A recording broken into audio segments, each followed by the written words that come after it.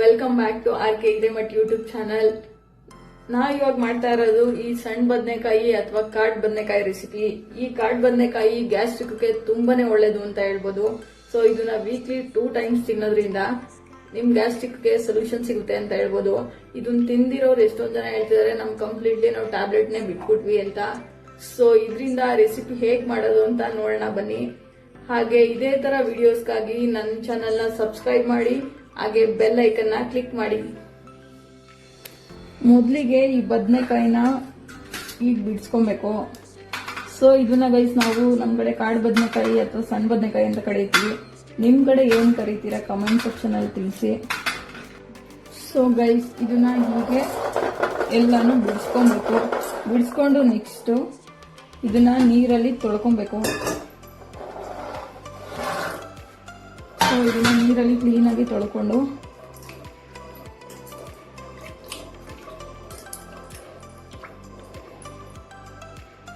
ಹೀಗೆ ನೀರಲ್ಲಿ ಕ್ಲೀನ್ ಆಗಿ ತೊಳ್ಕೊಂತೀರಾ.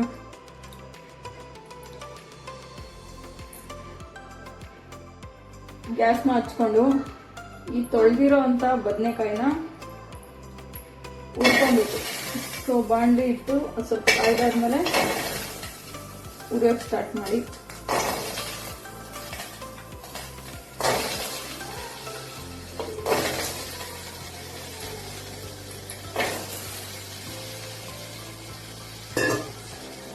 ಅಂಡ್ ಹಾಗೆ ಏನಪ್ಪಾ ಅಂದ್ರೆ ಹುಣಸೆ ಹಣ್ಣು ಸ್ವಲ್ಪ ನೆನೆಸಿಟ್ಕೊಳ್ಳಿ.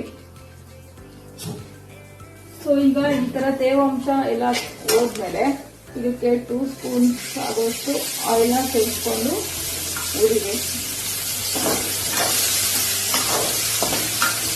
ಅಂಡ್ ನೀವು ಬೇಕಾದ್ರೆ ಇದಕ್ಕೆ ತುಪ್ಪನೂ ಆಡ್ ಮಾಡ್ಕೊಬೋದು ಗೈಸ್.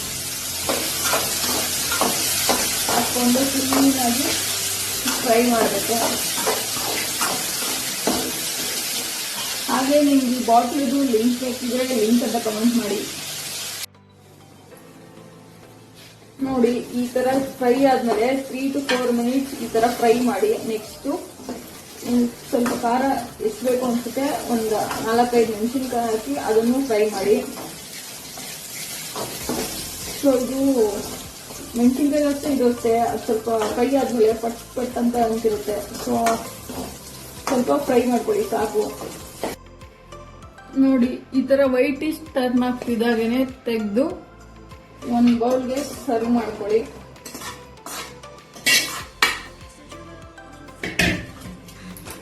ನೋಡಿ ನೀವೇ ನೋಡ್ಬೋದು ಯಾವ ತರ ಇದೆ ಅಂತ.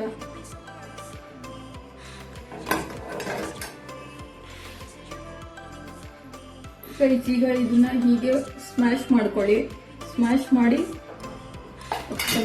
ನೆಕ್ಸ್ಟ್ ಬಾಣಲಿಗೆ ಸ್ವಲ್ಪ ಎಣ್ಣೆನ ಸೇರಿಸ್ಕೊಳ್ಳಿ. ಅವಾಗಲೇ ಸ್ವಲ್ಪ ಹಾಕಿರಲ್ಲ, ಸೊ ಇವಾಗ ಒಂದು ಸ್ವಲ್ಪ ಆಯಿಲ್ನ ಸೇರಿಸ್ಕೊಳ್ಳಿ.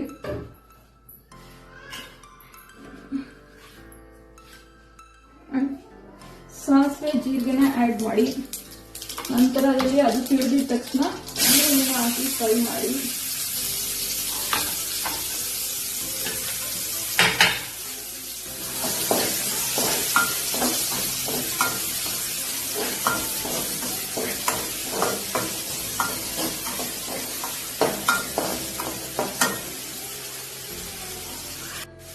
ಹಾಗೆ ಈ ಬೆಳ್ಳುಳ್ಳಿ ಮತ್ತೆ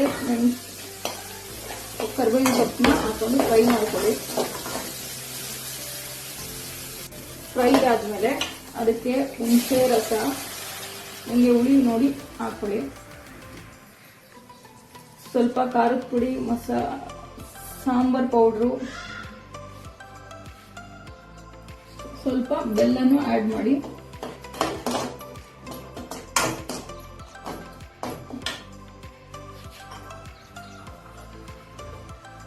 ನೆಕ್ಸ್ಟ್ ಇದಕ್ಕೆ ಸ್ವಲ್ಪ ನೀರನ್ನ ಆಡ್ ಮಾಡ್ಕೊಳ್ಳಿ.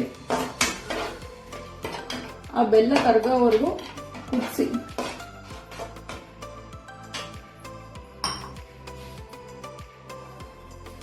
ಇದು 1-2 ಮಿನಿಟ್ಸ್ ಚೆನ್ನಾಗಿ ಕುದಿ ಬಂದ್ಮೇಲೆ ಅವಾಗಲೇ ಸ್ಮ್ಯಾಶ್ ಮಾಡಿದ್ವಲ್ಲ ಆ ಸಣ್ಣ ಬದನೆಕಾಯಿ ಮತ್ತೆ ಮೆಣಸಿನ್ಕಾಯಿ ಅದನ್ನ ಸೇರಿಸಿ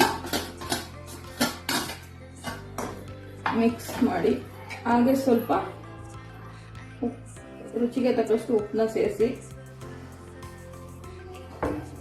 ಈಗ ಮಿಕ್ಸ್ ಮಾಡಿ ಸ್ವಲ್ಪ ಕುದಿಸಿ. ಸೊ ಹೀಗೆ ಚೆನ್ನಾಗಿ ಕುದಿಸಿದ್ರೆ ಈ ರೆಸಿಪಿ ರೆಡಿ ಆಯಿತು.